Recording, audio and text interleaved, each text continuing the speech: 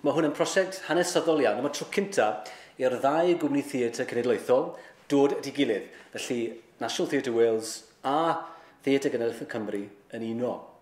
A felly, pa testyn? Beth yw'r testyn sydd yn mynd i ddod ar ddau gwmni at ei gilydd? Felly, y testyn perffaith yw dathliad sefydliad y wladfa nath ddigwydd 150 o flynyddoedd yn ôl. A reswm arall sydd yn gwneud prosiect yn unigryw yw'r ffaith bod e'n partneriaeth gyda S4C. Felly mae'n partneriaeth rhwng Theatr Genedlaethol Cymru, National Theatre Wales ag S4C sydd yn gyffroes iawn a gyda cwmni joio. Felly mae'r un tîm nath wneud sioe llwyddiannus iawn tir Sir Gar ar gyfer Theatr Genedlaethol Cymru. Felly mae Roger Williams yn sgwennu, Lee Haven Jones yn dod mewn i cyfarwyddo'r actorion, a fi, Mark Rees, yn cyfarwyddwr artistig yr holl prosiect.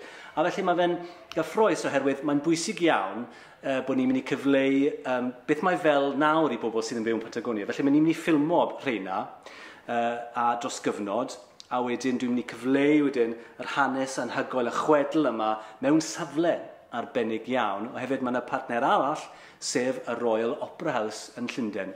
Ac oherwydd maen nhw'n storio yr holl operau nhw a'r bales nhw yn Abercwmboi yn y Cymoedd, sydd yn diddorol iawn fel ffaith, ond hefyd beth sy'n diddorol yw bod fe'n rili cyfannu y stori, oherwydd mae hanner o'r loeswyr groeddiol yn dod o ardal Aberpennar a Aberdâr. Felly mae Abercwmboi rhwng y ddau le yna, a felly ni'n mynd i wneud y sioe yn y safle sydd yn mynd i atsainio rhywbeth, creu rhywbeth arbennig iawn. Felly mae hwnna'n bwysig a'r ffaith bod e'n cydweithiad efo Royal Opera House sydd yn od falle ond yn perffaith, sydd yn gyffroes iawn.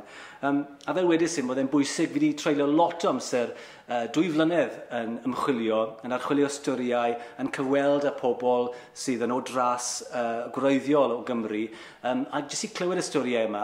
Ond sut i gyfleu y chwedl? I ni gyd yn gwybod rhywbeth amdano'r stori, ond dwi wedi darganfod rhywbeth fi'n credu bod pobl ddim yn gwybod, felly dwi eisiau cyfleu hynny, a mae hwnna'n mynd i cyfannu, mynd i gwau y stori, yr hanes, ond hefyd gyda stori y pobl ym Patagonia nawr, heddi.